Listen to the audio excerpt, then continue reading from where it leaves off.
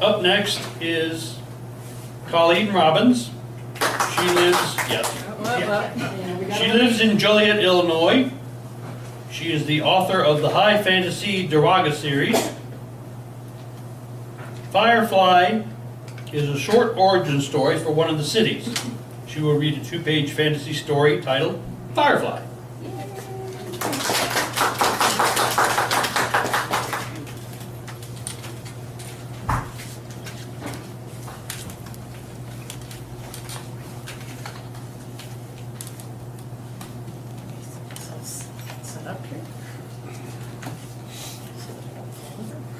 Can you make it?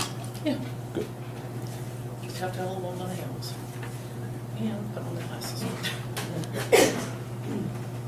Okay. This was originally longer, and I cut it down to make sure it would make the word count.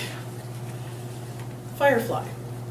Firefly, born a wizard shortly after the end of the Wizard Wars, found himself alone in the streets by the time he turned 5. He had another name once, but could not remember it. His powers, such as they were, consisted of the ability to make his fingers glow like a firefly, and to see the air spirits that floated around him. One of the spirits followed him around, mimicking his actions. Firefly decided it made a good invisible pet, named it Fred, and worked very hard to train it. He drew sketches of light with his fingers. Excuse me, I have still eye problems. To communicate with Fred. They became friends of sorts and grew their way to manhood together. Along the way, Firefly learned 2 things. The first was that Fred was intelligent, though it did make mistakes like pulling down unripe apples and the occasional hornet's nest from trees when sent to pick apples. The second and most important thing he learned was that people feared wizards and drove him away when they realized how weak his powers seemed. Living on the edge of society in so many places, he noticed that some people acted differently than others, tricking people into paying them for stolen items and such.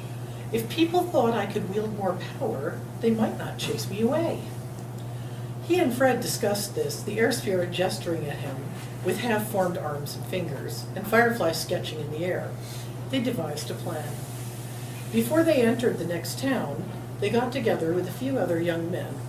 Firefly claimed his wizardness, but did not demonstrate beyond a few blows from his fingertips.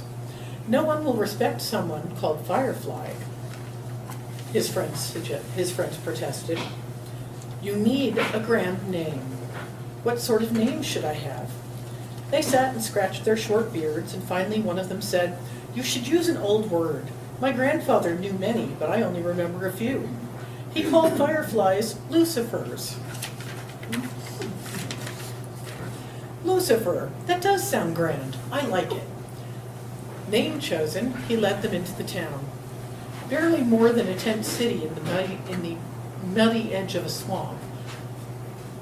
The few wooden houses were covered in mold and rotting away practically as they watched.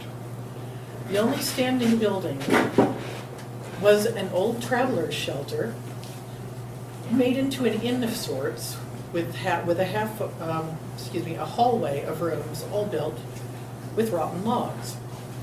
With so many gaps in the walls, they easily heard people talking about killing them for their few belongings in the middle of the night. The young wizard strode into the inn. I am Lucifer, a wizard of great power, and I wish a dry room for myself and my companions. No dry rooms here, but you can have a wet one. Don't sink in the mud. Laughter erupted around the room. Lucifer gestured to his companions, leaving a trail of light hanging in the air. The laughter silenced. The drafty room swam in mud. He had the others stand in the hallway and asked Fred to gather more air spirits and throw mud from the floor into the cracks of the walls before drying it hard. He stepped outside and closed the door. Almost immediately, the walls shook and the winds howled as though a storm swirled inside the room. It stopped a few minutes later. The chinks in the walls filled and hardened, and the floor as dry as a bone. Returning to the common room, they noticed numerous patrons wiping mud smears from their faces. That night, Lucifer slapped his shoes to get rid of some of the earlier mud. It sounded so much like marching that he asked Fred to march his shoes up and down the hallway as if he were a guard. Fred was delighted with the chance to mimic another human. The patrons who entered the hallway felt a cold breeze brush past them, and everyone heard footsteps. By late morning, everyone had also heard about the transformed room, and many asked the wizard if he could dry their buildings while he remained in town. As the town improved, stonemasons came and started to build as well. Before long, the people decided to name the budding city Lucifron.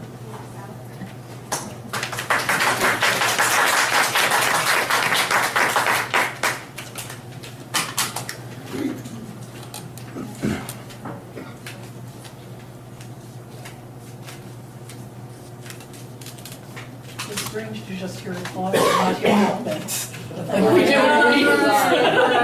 That's true. That's true. It is true.